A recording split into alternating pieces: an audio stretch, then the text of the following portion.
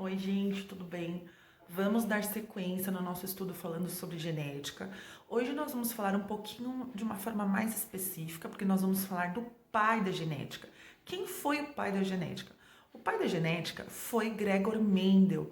Mendel era monge, Mendel era botânico e por ter essa especificidade de ser botânico, Mendel, através do estudo de ervilhas, trouxe um padrão para nós de hereditariedade muito importante, utilizado até hoje. Mendel fez as suas pesquisas com ervilhas, né? E nós vamos acompanhar isso para vermos de uma forma mais detalhada. Acompanhe.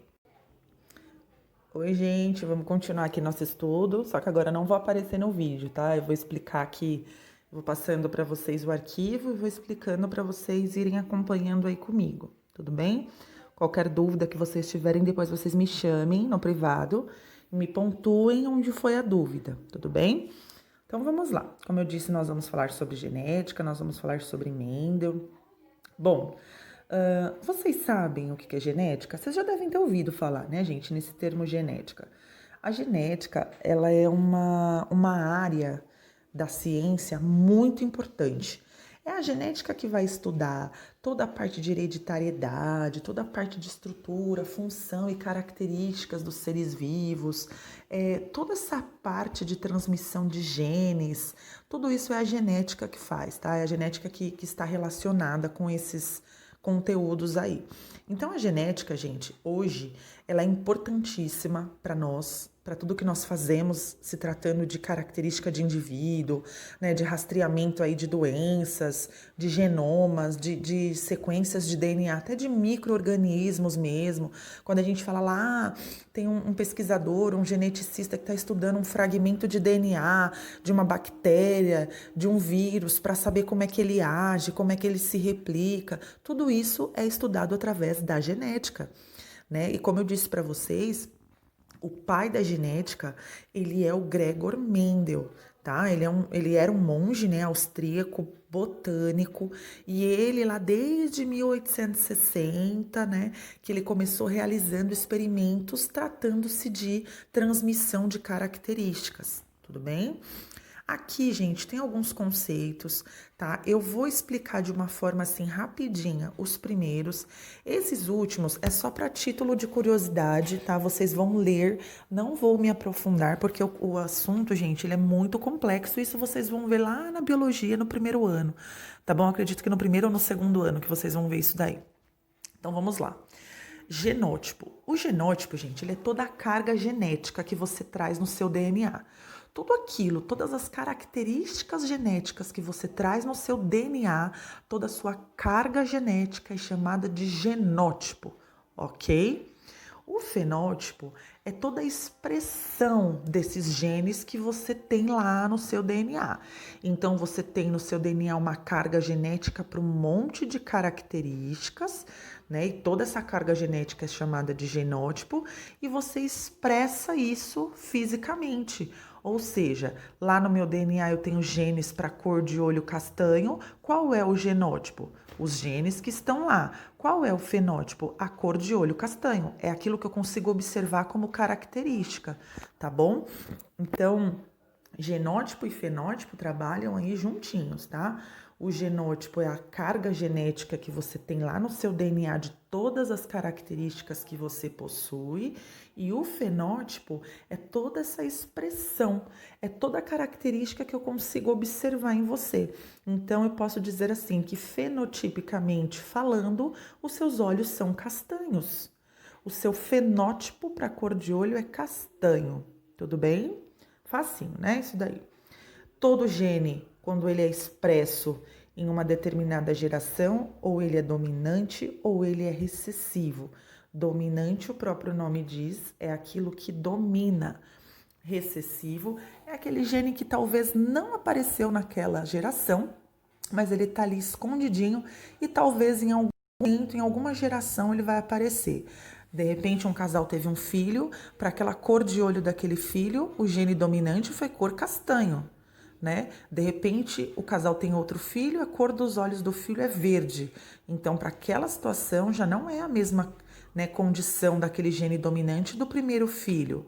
O segundo filho já veio diferente. Então, os genes, eles possuem essa capacidade de se expressarem de diferentes formas em cada geração, em cada indivíduo, ok? Esses alelos, gente, são eles que definem as características, tá? Esse assunto aqui ele é muito complexo, eu não vou dar tanta ênfase para vocês, porque os alelos eles são importantes, tá?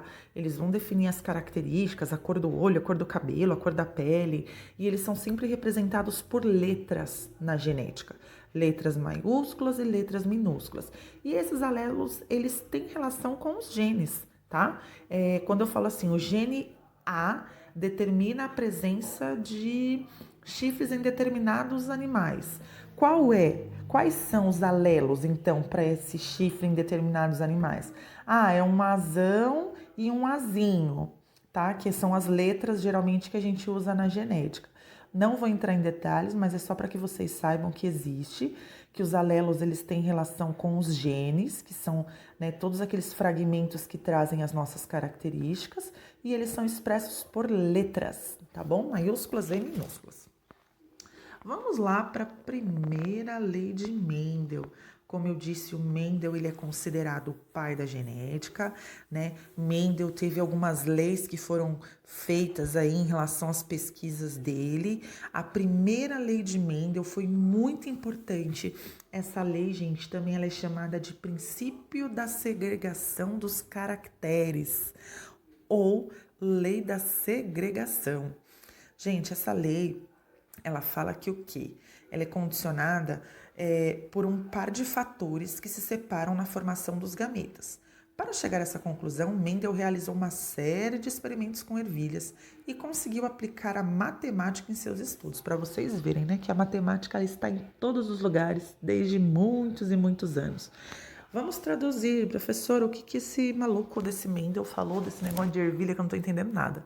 Gente, o Mendel, por ele ser botânico, ele utilizou ervilhas, ele manjava, ele conhecia bem de plantas, né? Ele usou as ervilhas por uma série de razões. O Mendel, ele escolheu as ervilhas porque as ervilhas, elas eram de fácil cultivo, né? Elas produzem uma grande quantidade de descendentes férteis, as variedades de fácil identificação, com características diferentes, então ele podia fazer os cruzamentos porque elas eram bem diferentes, então ele ia conseguir distinguir, o que permitia várias gerações em pouco tempo. Ele conseguia produzir várias ervilhas, né, em pouco tempo, não precisava ficar esperando lá anos e anos para nascer essas plantas. E facilidade na polinização artificial, ou seja, ele conseguia manipular isso artificialmente, né? Então, por essa razão, ele utilizou as ervilhas. Mendel, ele viu que esses genes, porque as plantas também têm toda a parte genética, tá bom? As plantas têm célula, as plantas têm DNA, as plantas são seres vivos, não são como nós, né? Mamíferos de outras espécies, mas as plantas, elas possuem células vegetais e elas possuem DNA também, e também possuem genes, né? Não é à toa que nós vemos várias cores, vários tipos de plantas, assim como, né, nas outras espécies de outros seres vivos também, tá bom? Então, Mendel, gente, ele utilizou as ervilhas e ele viu que esses genes, eles se separavam, eles se segregavam no momento da transmissão, no momento em que havia lá a reprodução, esses genes, eles eram transmitidos de formas diferenciadas, né? E é por isso que ele conseguiu distinguir, aí nós vamos ver que existem características que dominam e existem características que não dominam. Isso a gente vai falar daqui a pouquinho. Vou parar aqui para a gente dar sequência no experimento dele. Bora lá agora explicar o cruzamento dessas ervilhas. Como Mendel chegou a essa conclusão? Que esses genes dominavam em certos cruzamentos, em outros cruzamentos não aparecia aquilo que foi cruzado, e deu um nó na cabeça do Mendel, até ele descobriu o que a gente vai ver no final. Gente, ele usou, aqui é muito simbólico, tá? O desenho, mas ele usou ervilhas verdes e ervilhas amarelas, tá? Então, o que ele fez? Tem aqui, gente, vocês vão ver que tem várias gerações, tá? Vamos para a geração P, que foi a geração inicial aí, ó. Essa geração P, O que o Mendel fez? Ele pegou uma ervilha verde e pegou uma ervilha amarela. E ele fez o cruzamento entre essas duas ervilhas, ok?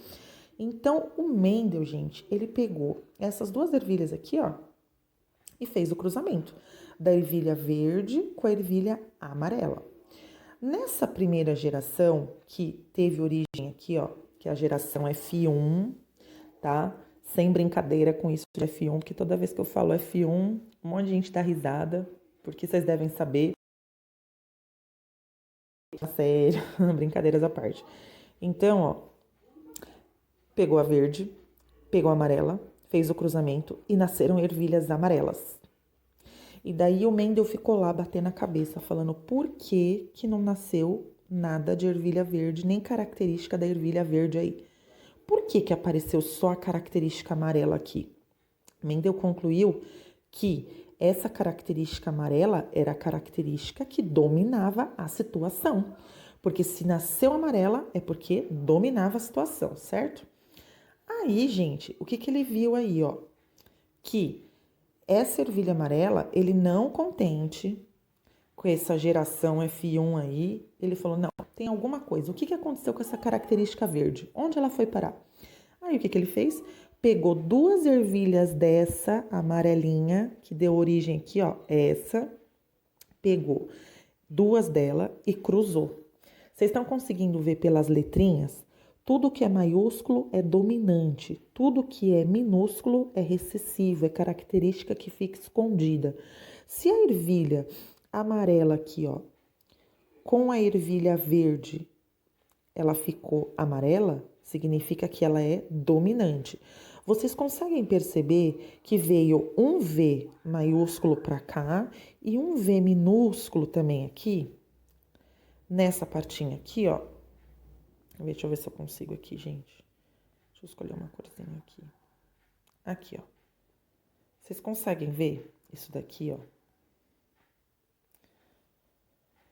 Não deixa arriscar.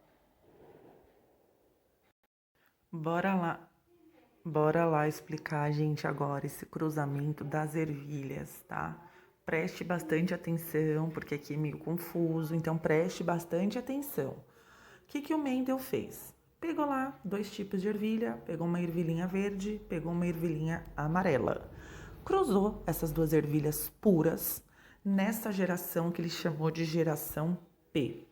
Cruzou as 2 ervilhinhas e nasceu as ervilhas amarelas. E daí ele ficou se perguntando, por que nasceu somente ervilhas amarelas? Onde foi parar a característica da ervilha verde? O que aconteceu com essa característica que ela não apareceu? Pois bem, vocês estão vendo aí as letrinhas?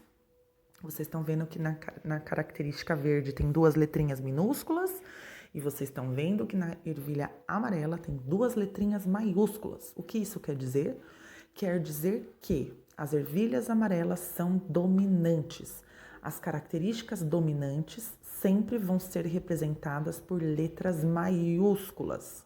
E as características recessivas, escondidinhas, vão ser sempre aquelas características representadas por letras minúsculas. Por isso que a ervilha verdinha tá toda em minúscula, Vzinho, e a ervilha amarela está um Vzão, porque ela é dominante. Professora, como você sabe que ela é dominante? Porque nasceu essa ervilhinha aqui, ó, na geração F1, amarelinha, ou seja, ela dominou. Então, ela é dominante nessa situação, nesse cruzamento, ok? Pois bem, o Mendel ficou encucado com isso daí, e o que ele fez? Ele falou, onde foi parar essa ervilha verde? Essa característica da ervilha verde. Onde de acho isso foi parar? E o que ele fez? Ele cruzou. Tá vendo essa ervilhinha aqui da geração F1? É que eu não tenho, gente, como riscar aqui para vocês verem. Mas tá vendo essa aqui, ó, geração F1?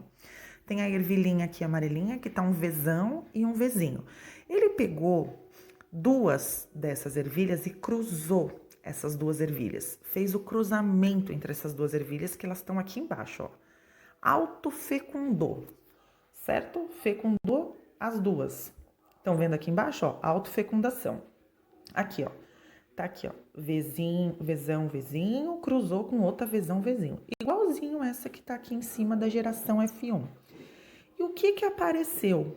Ele falou: bom, se as duas amarelas são amarelas, é óbvio que tudo vai nascer amarelo, né? Porque amarelo com amarelo vai dar amarelo, é óbvio. Não foi o que aconteceu, para confundir mais ainda a cabeça dele, né? E daí o que aconteceu? No cruzamento dessas duas ervilhinhas, apareceram algumas amarelas e, para surpresa dele, apareceu lá na geração F2 ervilhinhas verde também. E daí confundiu mais a cabeça do Mendel, né? Conclusões, gente. Mendel concluiu que existem fatores responsáveis por uma determinada característica, ou seja, característica dominante, certo? Vamos trazer para o nosso dia a dia. Vamos supor que essas duas ervilhinhas amarelas aqui, ó. Essas duas ervilhinhas amarelas, vezão, vezinho, com vezão, vezinho, na autofecundação, sejam um casal que tem olho castanho, que a característica dominante do casal é olho castanho. E daí o que aconteceu para surpresa deles? Nasce um filho de olho verde. Caramba, mas como pode nascer um filho de olho verde? Se os dois têm olho castanho, é impossível, não pode. Pode. Mendel provou que pode. Por que ele provou que pode? Porque existem fatores responsáveis por determinadas características. Por que esse filhinho nasceria com olho verde se os dois têm olho castanho? Pelo simples fato deles terem um gene recessivo guardadinho no DNA deles, onde, estão vendo aqui, ó, nas duas ervilhinhas amarelas, tá lá, autofecundação, vezão, vezinho. O que isso quer dizer? Que casal, os dois, porque são iguais, tem característica dominante para olho castanho. Porém, tem uma característica guardadinha lá para olho verde que eles herdaram lá dos ancestrais dele. Tanto o homem quanto a mulher. Os dois não têm o vezinho, vezinho? Ou seja, os dois têm o gene guardadinho lá para olho verde. Não manifestou, né, nos outros filhos. Mas em um dos filhos, ó, apareceu o vezinho, vezinho. Esse vezinho, vezinho é o olho verde, que o gene estava guardadinho lá, que não apareceu nesses irmãos aqui e agora apareceu nesse quarto irmãozinho aqui. É um exemplo, tá? É uma analogia que eu fiz aí. Então, gente, para vocês entenderem que o Mendel, ele disse que em cada geração tem um gene que é dominante e tem um gene que é recessivo. Lembra que eu falei que não dá pra gente nascer metade loiro e metade moreno? Ou você é moreno, ou você é loiro, ou você tem uma cor intermediária, mas não tem como você nascer meio a meio. Por quê? Porque o Mendel, ele concluiu que a característica em cada geração vai ser ou dominante ou recessiva, tá? Cada indivíduo possui dois fatores que determinam uma característica, sendo um fator herdado do pai e outro da mãe. Ou seja, eu trago características do meu pai e eu trago características da minha mãe. Em alguma situação ali eu vou expressar alguma característica ou de um ou de outro, tá? Pode ser que o meu irmão seja diferente. Pode ser que eu agora expresse uma característica da minha mãe. Eu seja a cara da minha mãe. O meu irmão pode ser a cara do meu pai. Por quê? Porque a cada geração alguém transfere esse gene dominante e ele é expresso em cada geração, ok? Existem fatores dominantes e fatores recessivos, fatores que dominam e fatores que não dominam, que podem aparecer depois.